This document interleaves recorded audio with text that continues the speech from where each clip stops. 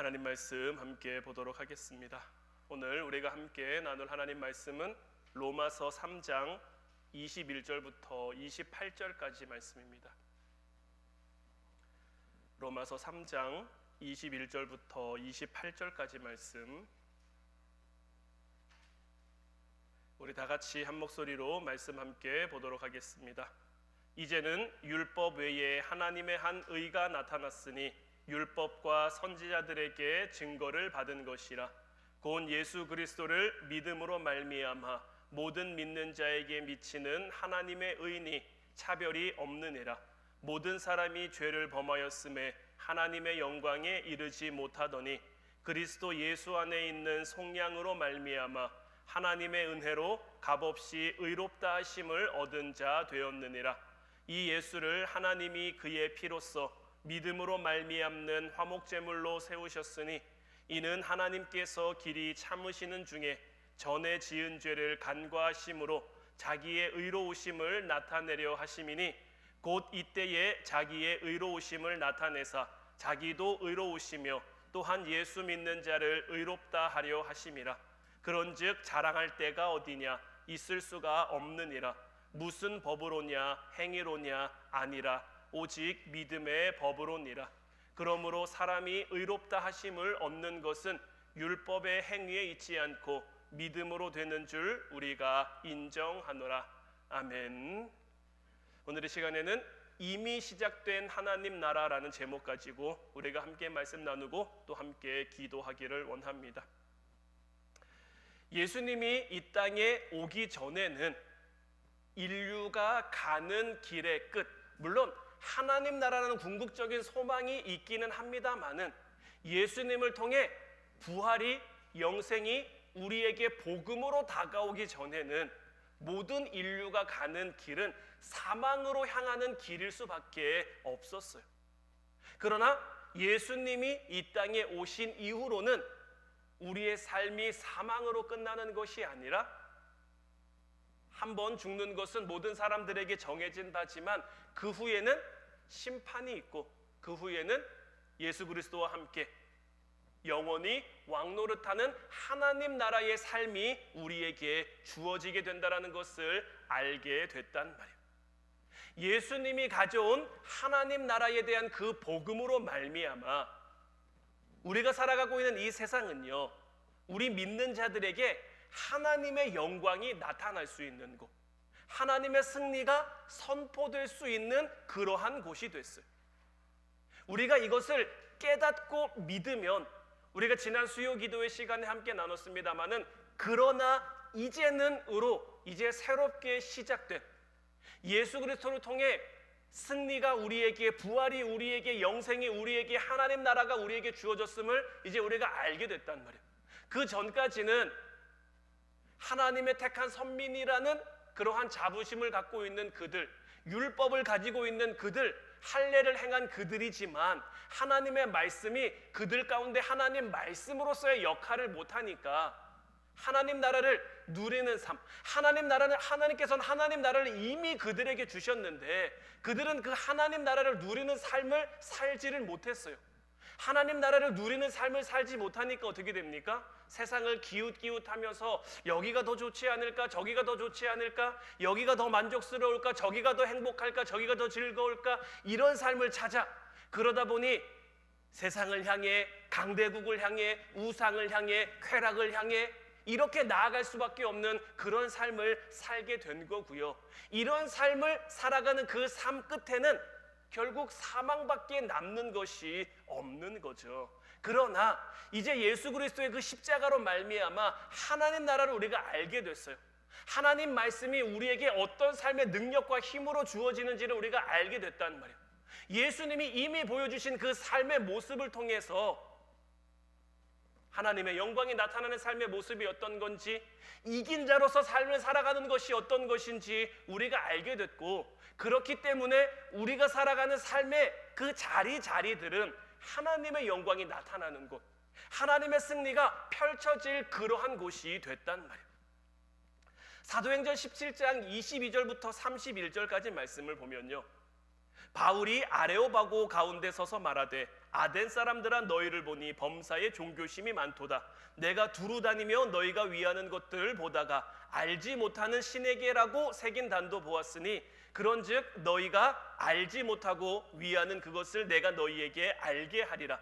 우주와 그 가운데 있는 만물을 지으신 하나님께서는 천지의 주제시니 손으로 지은 전에 계시지 아니하시고 또 무엇이 부족한 것처럼 사람의 손으로 섬김을 받는 것도 사람의 손으로 섬김을 받으시는 것이 아니니 이는 만민에게 생명과 호흡과 만물을 친히 주시는 이심이라. 인류의 모든 족속을 한 혈통으로 만드사 온 땅에 살게 하시고 그들의 연대를 정하시며 거주의 경계를 한정하셨으니 이는 사람으로 혹 하나님을 더듬어 찾아 발견하게 하려 하심이로되 그는 우리 각 사람에게서 멀리 계시지 아니하도다. 우리가 그를 힘입어 살며 기동하며 존재하느니라.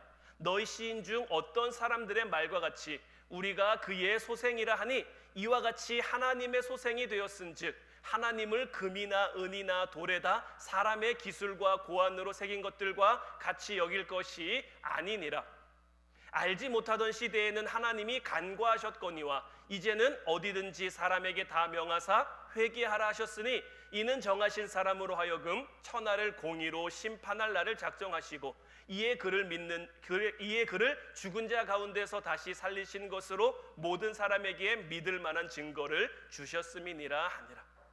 자, 사도 바울이 아레오바고라는 곳에 가서 보니까 지금은 아테네를 가리켜 말하 그리스 아테네를 지역을 가리켜 말하는 건데 그 지역을 가서 보니까 이 지역 사람들이 굉장히 여러 신을 섬겨요. 여러 신을 섬기는데 이들이 섬기는 신들 가운데 어떤 신이 있었냐면 이름을 알지 못하는 신. 이름을 알지 못하는데 그럼 이 신을 왜 믿느냐? 아직 우리가 무지해서 깨닫지 못한 신이 있을 수도 있는데 혹 우리의 무지함이 그 우리가 깨닫지 못한 신의 어떤 분노를 자아낼 수도 있으니 이름 없는 신을 위한 단이라도 만들어서 우리가 그 제단 앞에 예배드리고 경배하면 그 신이 우리를 좀 살펴주지 않을까? 그러니까 이런 마음을 가지고 그러니까 세상에 있는 그들이 아는 모든 신을 향한 그런 제단을 만들어 놓고 근데 참 아이러니한 건 뭐냐면요. 사람들이 이런 우상을 만드는데 우상을 뭘로 만듭니까? 오늘 말씀에서는 금이나 은이나 돌에다 사람의 기술과 고안으로 새긴 거라 그랬단 말이에요. 근데 에스겔서를 보면 이 우상에 대해서 얘기를 하는데 특히 이스라엘 사람들이 많이 믿었던 신들 가운데 아세라라는 신이 있죠. 아세라는 목상을 만든단 말이에요. 목상은 뭡니까? 나무로 만든 상이죠. 근데 이 에스겔서에 이런 아세라처럼 만드는 이 목상을 가리켜 뭐라고 이야기를 하고 있냐면 자, 나무 한 그루를 베는데 이 나무를 3등분해서 3분의 1은 그들이 뭐 땔감으로 쓰든지 뭐 이렇게 쓰고 또 나머지 3분의 1은 뭐 그릇을 만들든지 뭐 나무로 만들 수 있는 이제 그런 것들을 만들고 나머지 3분의 1은 가져다가 우상을 만들어서 이것이 우리를 보호해주고 이것이 우리를 지켜주고 같은 나무예요. 3분의 1은 그들이 땔감으로 썼어요. 나머지 3분의 1은 그들이 밥 먹고 뭐 도구로 만들고 이런 데 쓰고 있어요. 그런데 그 나머지 3분의 1은 자기를 지켜주는 신이래요. 여러분들 어떻게 생각하십니까? 같은 나무인데 그 나무가 우리를 지켜줄 수 있을까요? 그 나무가 우리를 보호해줄 수 있을까요? 이스라엘 백성들이 바벨론 포로로 잡혀갔을 때 이 바벨론에는 마르둑이라는 신이 있었거든요. 근데 이 마르둑이라는 신을 위해서 새해가 되면은 이제 축제를 벌리는데 이 축제는 뭐냐면 마르둑이라는 신을 가운데에 놓고 나머지 그들에게 잡혀온 그런 족속들의 신들을 마치 이 마르둑에게 절하는 것 같은 그런 형상을 만들어 놓는. 근데 이 신들이 마르둑이라는 그 신이라고 할지라도 그곳까지 올 때 어떻게 올까요? 그들이 발을 가지고 아니면 그들이 날아서 그곳에 올까요? 아니죠. 사람들이 만든 수레에 실려오는 거예요. 그들은 스스로 움직일 수도 스스로 뭐 다닐 수도 없는 그런 건데 결국 사람이 옮겨놔 놓고 사람이 뜻대로 하면서 이것이 나를 살려줄 거고, 이것이 나를 지켜줄 거고, 이것이 나를 보호해 줄 거고. 그러니까 사도 바울이 지금 같은 모습을 이 아테네 사람들을 통해서 보니까 예수님을 깨달아 알게 된 그가 그것을 가만두고 볼 수가 없는 거죠. 그러니까 그곳에 있는 사람들에게 이야기를 한 거예요. 내가 너희들이 말하는 그 알지 못하는 신에 대해서 알려주겠다. 그러면서 예수 그리스도에 대해서 소개를 하면서 이 세상이 전부가 아니다. 이 세상이 끝이 아니다. 우리는 다 이 세상을 만드시고 이 세상을 다스리시고 이 세상을 주관하시는 그 하나님 앞에 서야 하는데, 하나님께서는 예수 그리스도를 우리에게 보내주셔서 죽은 자 가운데 부활하심으로 말미암아 사망이 끝이 아니라는 것을 우리에게 알려주셨고, 이것이 증거가 되어 하나님의 하나님 되심이 이 땅 가운데 나타났다. 우리도 하나님 앞에 그 설 것을 기다리고 기대하는 마음으로 부활을 사모하는 삶을 살아야 한다라고 이 아테네 아레오바고 사람들에게 이야기를 했단 말이에요. 그러니까 자, 이어지는 32절 말씀을 보면 그들이 죽은 자의 부활을 듣고 어떤 사람은 조롱도 하고 어떤 사람들은 이 일에 대하여 내 말을 다시 듣겠다고도 하면서, 그러니까 사도 바울이 이야기한 그 복음에 대한 반응이 저마다 달랐단 말이에요. 다를 수밖에 없는 거예요. 왜냐하면 내가 사도 바울이 전해준 그 복음을 믿느냐 믿지 못하느냐에 따라서 반응은 갈릴 수밖에 없는 거죠. 자, 여러분들에게 질문을 한 가지 드리고 싶은데, 만약 여러분들에게 오늘 하루가 전부예요. 오늘이 끝이에요. 더 이상 내일이 없어요. 그럼 여러분들은 오늘을 어떻게 살아가시겠습니까? 그러니까 뭐 신앙, 뭐 이런 거, 믿음 이런 거, 하나님 나라 이런 거 다 제쳐놓고 그냥 오늘이 끝이에요. 그럼 여러분들은 오늘을 어떻게 살아가시겠습니까? 지금까지 모아놓은 거 더 이상 내일이 없으니까 뭐 다 써야죠. 어떻게든 다 소비해야죠. 다 써요. 더 이상 내일이 없으니까요. 그냥 오늘로 끝나는 삶을 살아가요. 근데 여러분들이 내일이 있다는 걸 알았어요. 그러니까 믿음 신앙 또 마찬가지로 그냥 다 차치해 놓고 내일이 있다는 걸 알았어요. 그러면 오늘이 마지막인 것처럼 살 수는 없겠죠. 왜냐하면 내일이 올 테니까요. 오늘에 우리에게 주어진 거를 쓰고 사용하기는 하지만 그래도 내일을 준비하며 내일을 대비하며 살아갈 거란 말이에요. 근데 여러분, 그 내일이라는 곳이, 자, 이제 다시 믿음과 신앙을 이제 우리의 삶 가운데로 가지고 와가지고요. 자, 내일이라고 하는 곳, 하나님 나라라고 하는 그곳, 심판이 있는 곳, 하나님이 통치하시는 자리, 우리가 살아가고 있는 이 오늘이 그 내일을 향해 나아가는 과정이라면, 자, 우리의 목적지가 이제 그 내일인데, 이 내일은 하나님 나라가 있는 곳이고 하나님의 심판이 나타날 곳이고 하나님의 통치가 이루어지는 곳이고, 지금 우리가 살아가고 있는 오늘은 그곳을 향해 가고 있는 과정이라면 우리는 오늘을 어떻게 살아야 될까요? 내일을 아는 사람이 오늘을 지혜롭게 살아갈 수 있다. 이것이 로마서가 우리에게 들려주는 복음의 이야기인 거예요. 그리고 여기서 말하는 이 오늘이라고 하는 것은, 자, 21절 말씀에 지난 수요기도 시간에 말씀드렸습니다마는 그러나 이제는이었죠. 그러나 이제는으로 말미암아 새롭게 열린 그 시대가 있다면, 새롭게 열린 우리에게 주어진 오늘이 있단 말이에요. 그 오늘을 우리가 살아가고 있다면 우리는 내일을 염두에 두고 살아갈 수밖에 없는 거죠. 오늘이라는 것은 오늘 말씀의 제목처럼 이미 시작된 새로운 세상, 이미 시작된 하나님의 나라인 거예요. 뭐 여러 가지 신학 중에 종말론이라는 그런 신학 그런 용어가 있는데, 자, 종말론이라고 하는 것은 현재적 종말론이 있고요, 미래적 종말론이 있는데요. 뭐 이런 복잡한 용어에 대한 건 차치해두고, 자, 현재적 종말론이라고 하는 것은 뭐냐면 마지막에 내게 온다는 것을 내가 아는 삶을 살아가는 거예요. 언젠가 그날이 올 거라는 것을 내가 알아요. 그럼 그날을 준비하는 삶을 살겠죠. 자, 슬기로운 5 처녀가 있고 미련한 5 처녀가 있어요. 똑같이 신랑이 온다라는 건 알았어요.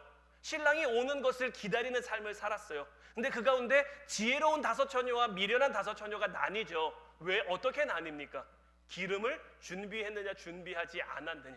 신랑 올 것을 똑같이 기다렸지만 그 기다림에 대한 준비가 잘 되어 있느냐 잘 되어 있지 않느냐에 따라서 지혜롭고 미련함으로 나뉘었단 말이에요.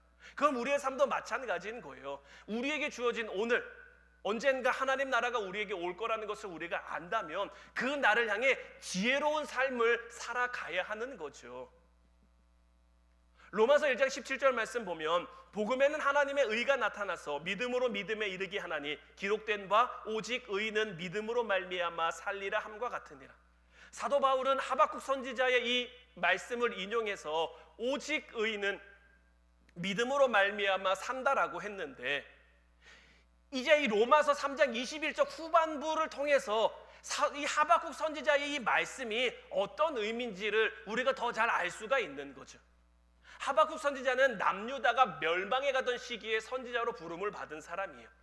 당시에 남유다는요, 정치적으로 부패했고요, 사회적으로 부패했고요, 종교적으로 부패했고요. 그 하나님 앞에 그 죄가 만연했기 때문에 멸망할 수밖에 없는 그런 처지에 놓여 있었단 말이에요. 그러니까 이런 시대를 바라보는 하박국 선지자가 굉장히 가슴 아파하면서 하나님 앞에 질문을 던집니다. 하나님의 선민이라는 사람들이, 하나님의 선민이라는 백성들이 어떻게 이렇게 악해질 수가 있습니까? 어떻게 이렇게 부패할 수 있습니까? 이들이 부패해서 하나님 앞에 믿음을 지키고 살아가려고 하는 사람들이, 하나님 앞에 신앙을 지키며 살아가려고 하는 사람들이 제대로 삶을 살아갈 수가 없습니다. 이 하박국 선지자가 이런 질문을 던지며 하나님 앞에 하소연했단 말이에요. 그러니까 하나님이 이 하박국 선지자에게 뭐라고 대답을 하셨냐면, 내가 가만히 있지 않을 거야. 내가 심판을 내릴 건데 갈대아 사람들을 일으켜서, 바벨론을 일으켜서 남유다를 멸망시킬 거야. 하박국 선지자는 왜 하나님 앞에 하소연했을까요? 믿음 지키며 살아가려고 하는 사람들, 신앙 지키고 살아가려고 하는 사람들, 하나님이 좀 그 사람들을 봐주셔서 그 사람들이 좀 제대로 믿고 살아갈 수 있도록 좀 이 나라를 좀 뒤집어 주시면 안 됩니까? 이 나라를 좀 깨끗하게 해주시면 안 됩니까? 이 나라가 멸망하는 건 하박국 선지자의 그런 계획이나 그런 기도 속에는 없었단 말이에요. 근데 하나님께서는 나라를 멸망시키시겠다라고 이야기한단 말이에요. 그것도 이방인, 갈대아 사람, 바벨론이라는 나라를 통해서 그렇게 한다고 하시니까 하박국이 이 하나님의 말씀, 하나님의 응답을 용납할 수가 없는 거예요. 그러니까 다시 기도하는 거죠. 아니 하나님의 백성인데, 하나님의 선민인데 이방 사람들을 통해서 이 나라를 멸망시키는 게 맞는 겁니까? 그러면 여기 있는 의인들은 어떻게 되는 겁니까? 하나님은 이들을 봐서라도 그렇게 하시면 안 되는 거 아닙니까? 라고 물었단 말이에요. 그러니까 하나님께서 그때 하박국 선지자에게 주신 말씀이 뭐냐면 오직 의인은 믿음으로 말미암아 산다라고 말씀하신 거예요. 하나님이 주신 응답이 어떤 대답인지 이해가 되십니까? 우리가 로마서 1장 후반부 말씀부터 계속 본 것이 지금 이 하박국 선지자 시대, 하박국 선지자의 외침과 마찬가지인 거예요. 자, 로마 교회를 보세요. 믿음 지키며 살아가려고 하는데, 신앙 지키며 살아가려고 하고 있는데 그들의 삶 어떻습니까? 힘들어요. 어려워요. 날마다 핍박이고요, 날마다 고난이고요. 수해가 한번 닥칠 때마다 그들의 삶은 정말 씻을 수 없는 상처와 아픔만 남게 된단 말이에요. 고개를 들어 바라보면 보이는 건 뭡니까? 저 높은 언덕 위에 잘 사는 사람들, 떵떵거리는 사람들. 그렇다고 그들이 하나님을 잘 믿는, 하나님을 아는 사람들입니까? 아니란 말이에요. 하나님 모르는 사람들, 하나님 앞에 악인들인데 지금 믿음 지키며 신앙 지키며 살아가려고 하는 사람들의 모습 속에는, 그들의 눈 속에 고개를 들며 보이는 것이 그런 모습들이란 말이에요. 그러니까 이 행악자들 틈에서, 이 악한 사람들 틈에서 의인이 고난받고 있는데 이 세상에 의인이 살아갈 수 있는 곳이 도대체 어디냐라고 지금 로마서 1장 후반부가 지금 그렇게 얘기하고 있는 거고, 그러면서 이어지는 말씀이 뭐냐면 의인은 없나니 하나도 없다. 그 의인이라고, 너희들이 의롭다라고 얘기하는 것은 너희끼리 그냥 구별한 것에 불과하다. 유대인인 사람들, 하나님이 율법을 그들에게 주셨는데, 하나님의 택한 선민이라는 자격과 권한을 그들에게 주셨는데 그들은 그럼에도 불구하고 하나님을 섬기는 일에 실패했고, 그렇다면 너희가 선민이라는 사실이, 너희가 가진 율법과 할례가 무슨 소용이 있느냐라는 질문으로 우리를 몰아가는 거죠. 그리고 이 질문 앞에 자유로울 수 있는 사람은 아무도 없는 거예요. 그러니까 다시 하나님 앞에 묻게 되는 거죠. 우리가 이렇게 하나님 앞에 몸부림치고 있지 않습니까? 우리가 하나님 앞에 이렇게 기도하고 있지 않습니까? 우리가 하나님 앞에 이렇게 탄식하고 있지 않습니까? 그런데 왜 하나님께서는 이런 의인들의 기도를 들어주지 않습니까? 이런 몸부림치는 사람들의 기도를 들어주지 않습니까? 하나님의 통치로, 하나님의 그 권위로 이 세상을 좀 뒤집어 주시면, 이 세상을 좀 깨끗하게 해주시면, 믿음으로 살아가는 시대에 믿음으로 살아가는 삶을 만들어 주시면 참 좋을 것 같은데 하나님 왜 그렇게 하지 않으십니까? 그럼 하나님은 또 똑같은 대답을 우리에게 들려주시는 거예요. 내가 정상화시킬 건데 내가 심판할 거야. 그럼 우리에게서도 마찬가지로 하박국 선지자와 같은 답이 반복되지 않겠습니까? 아니 하나님, 그러면 우리가 믿음으로 살아가고 있는데, 신앙 지키며 살아가려고 하고 있는데 우리까지 다 쓸어버리실 겁니까? 우리까지 다 망하게 하실 겁니까? 그럼 이런 거에 대한 하나님은 뭐냐? 오직 의인은 믿음으로 말미암아 사는 것이고 나는 하나님이라는 거예요. 하나님의 우리가 볼 때, 우리의 시각, 우리의 짧은 소견에서, 우리의 짧은 생각 가운데서 우리가 볼 때 하나님이 다스리시는, 하나님이 만들어 가시는 그 세상이 이해가 안 되는 거지. 자, 반대의 경우를 한번 생각해 볼게요. 창세기 28장을 보면요, 하나님께서 야곱에게 복을 약속하시는 장면이 나옵니다. 하나님이 야곱에게 복을 약속하시는, 하나님이 야곱에게 주시겠다고 한 복도 엄청난 복입니다. 네가 지금 자리에서 동서남북 다 바라봐라. 네 눈에 담기는 모든 곳을 내가 너에게 줄 거다. 근데 지금 야곱의 처지가, 하나님이 야곱에게 복을 약속하실 이 시점, 지금 이 시기에 야곱이 어떤 위치, 어떤 자리냐고요. 아버지 속였죠. 형 속였죠. 그래서 억지로 아버지의 축복받고 형이 자기 죽이려고 하니까 삼촌 라반의 집으로 도망하는 그 자리에서 하나님이 그 복을 약속하셨단 말이에요. 지금 야곱의 모습이 뭔가 하나님이 자랑스러워할 만한 모습입니까? 야곱이 복을 받을 만한 이유가 있어 보이십니까? 야반 도주에서 노숙하던 그 자리인데 하나님이 그에게 찾아와 주신 거고요, 하나님이 그에게 복을 약속하신 거예요. 창세기 28장 13절부터 15절까지 말씀을 보면, 또 본즉 여호와께서 그 위에 서서 이르시되 나는 여호와니 너의 조부 아브라함의 하나님이요 이삭의 하나님이라. 내가 누워있는 땅을 내가 너와 내 자손에게 주리니 내 자손이 땅의 티끌같이 되어 내가 서쪽과 동쪽과 북쪽과 남쪽으로 퍼져나갈지며 땅의 모든 족속이 너와 내 자손으로 말미암아 복을 받으리라. 내가 너와 함께 있어 내가 어디로 가든지 너를 지키며 너를 이끌어 이 땅으로 돌아오게 할지라. 내가 내게 허락한 것을 다 이루기까지 너를 떠나지 아니하리라 하신지라. 자, 하나님이 야곱에게 복을 약속하시는데요, 이 복은 야곱에게서 그 복의 이유와 원인을 찾을 수가 없죠. 야곱이 지금 복을 받을 만해서 하나님이 복을 주시겠다고 하시는 거 아니란 말이에요. 이보다 훨씬 더 큰 틀 안에서 하나님이 약속하신 거예요. 그리고 이 하나님의 복을 선포하시는 이 내용을 가만히 보면요, 하나님이 일방적으로 그 복을 선포해 버리시는 거예요. 내가 너에게 이렇게 할 거야. 내가 너를 통해 이렇게 이룰 거야. 네가 어디로 가든지, 이 어디로 가든지에는 뭐가 포함됩니까? 네가 지금 내가 한 말을 잊어버려서 네 마음대로 갈 수도 있고 네 뜻대로 갈 수도 있고 어디로 갈 수도 있지만 나는 너를 포기하지 않고 끝내 너를 이끌어 이곳으로 다시 돌아오게 할 거며, 내가 너에게 지금 약속하고 내가 너에게 말한 것을 네가 자격이 있거나 네가 어떤 조건이 되거나 그래서가 아니라 내가 약속했기 때문에, 내가 이야기했기 때문에 내가 이렇게 한 모든 것들을 다 이룰 거야 라고 하나님이 선포하고 계시는 거예요. 우리의 삶을 보면요, 우리 스스로 그래도 지금 내 신앙이 좀 괜찮지, 내 믿음이 좀 괜찮지, 우리의 삶이 좀 평안하지, 평탄하지, 이럴 때는요, 우리가 성도라는 삶, 그리스도인이라는 삶을 살아가는 그것에 있어서 그래, 하나님 내 편이시지, 하나님 나와 함께 하시지, 이렇게 생각하기가 쉽고, 반대로 지금 우리가 지금 실패하거나 지금 우리의 삶이 어렵거나 힘들거나 우리가 뭔가 신앙적으로 믿음적으로 좀 위태위태 있거나 아슬아슬해하는 그런 날에는 하나님이 내 편을 들어주시는 건가? 하나님이 나와 함께 하시는 건가? 고민하고 긴가민가한 그런 하나님이 정말 나와 함께 하시는지에 대한 그 확신이 없는 상황이 우리에게 주어질 때가 있단 말이에요.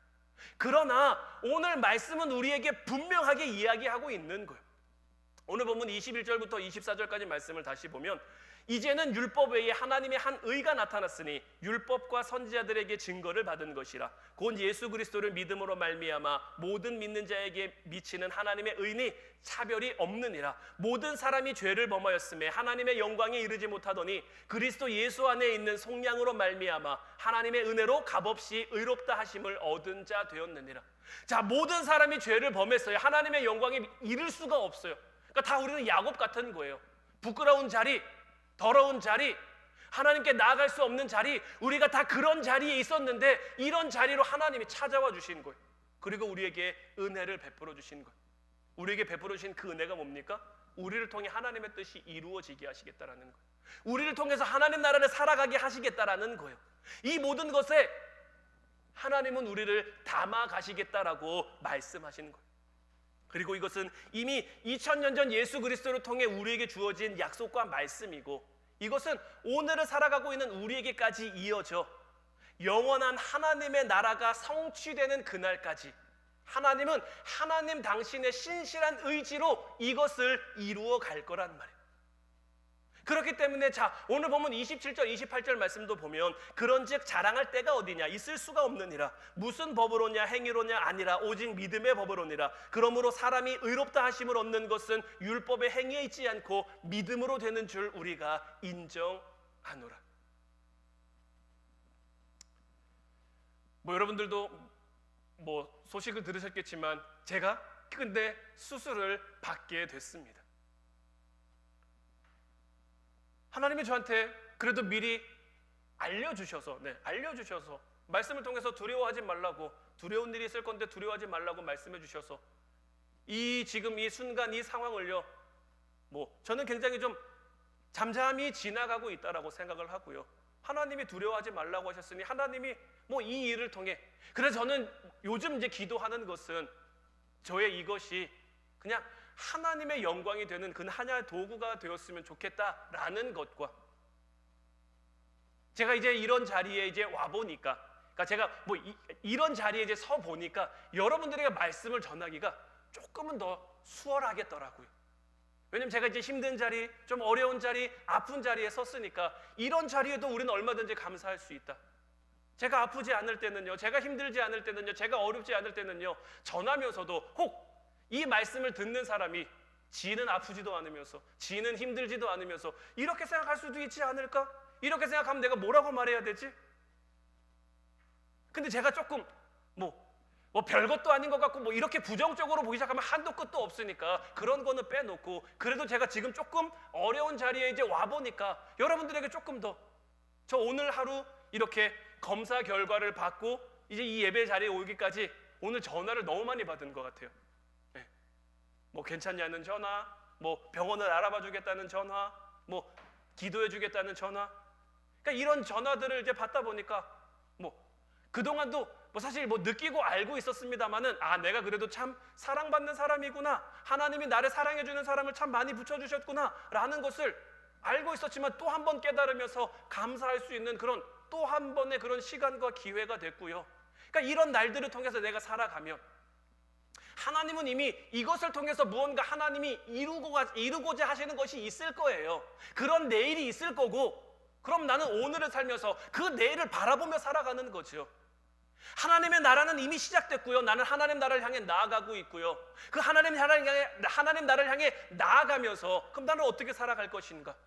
물론 이것에 대해서 하나님이 하시겠죠. 하나님이 하실 것이니 나는 손 놓고 발 놓고 아무것도 안 하냐? 그건 아니죠. 저도 나름대로 건강해질 수 있는 이런 것들을 해야겠지만 그 가운데 내가 어떻게 하면 건강해질 수 있지? 어떻게 하면 빨리 나을 수 있지? 어떻게 하면 빨리 회복될 수 있지? 막 근심하며 염려하며 전전긍긍하는 게 아니라 맡길 건 맡기고 내가 할 수 있는 것. 오늘 병원에서 의사 선생님하고 얘기하면서 의사 선생님이 저한테 그런 얘기를 하더라고요. 수술하고 나면 당분간 통성기도 하는 것은 좀 어려울 겁니다. 왜냐면 이제 목을 이제 수술하다 보니까 당분간은 그런 건 좀 이제 어려울 거다라고 이야기를 하더라고요. 근데 그 외의 것들은 다 잘할 수 있대요. 저한테 100살까지 살 거래요. 걱정하지 말래요. 그러니까 또 이제 그런 얘기를 들으니까 저 나름대로 또 이제 위로도 되고 글쎄 통성 기도하는 것도 물론 그때 가봐야 알겠지만 내가 하나님 앞에 부르짖어 기도할 만한 그런 일들이 있다면 하나님 또 그렇게 하시겠죠.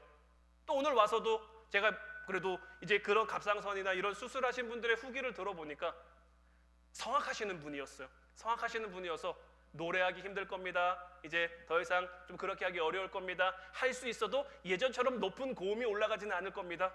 근데 이분이 고백하는 거는 처음에는 좀 힘들었대요. 근데 지금은 수술하기 전보다 한 옥타브가 더 올라간대요.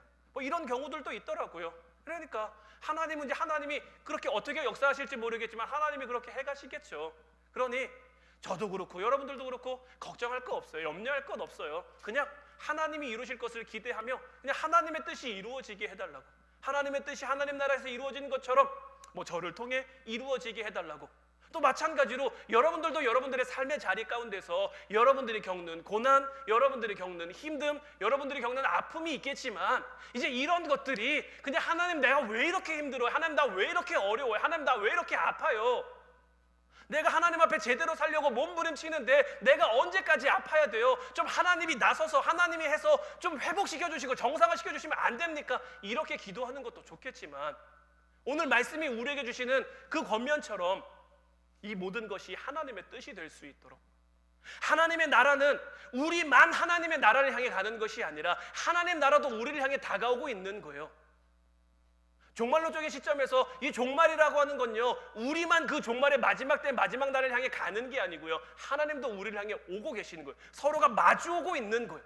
언젠가 그것이 만나면 그때가 이루어질 건데 그때를 향해서 지금 내가 살아가고 있는 오늘이 힘든 오늘일 수도 있고 아픈 오늘일 수도 있지만 이 오늘이 하나님의 영광이 되도록, 하나님의 뜻이 하나님 나라에서 이루어지는 것처럼 나를 통해, 우리 가정을 통해, 이 교회를 통해 이루어지는 하나님의 도구, 하나님의 영광이 될 수 있도록 내가 오늘을 살아가는 동안 이거 놓치지 않고 이거 잊어버리지 않고, 이 은혜가 내가 잘나서 주어지는 것 아니고 나는 죄인이고 나는 더럽고 감히 하나님 앞에 설 수 없는 부끄러운 그런 자리, 부끄러운 모습이지만 우리를 사랑하시는 하나님께서 우리를 향한 이 계획을 세워놓으셨고, 이 계획은 무엇입니까? 지금은 힘들지만 훗날은 승리가 되는, 지금은 어렵지만 훗날은 영광이 되는 그런 자리, 그런 하나님의 나라를 우리를 향해 준비해 놓으시고 우리로 하여금 그 오늘을 살아가게 하셨단 말이에요.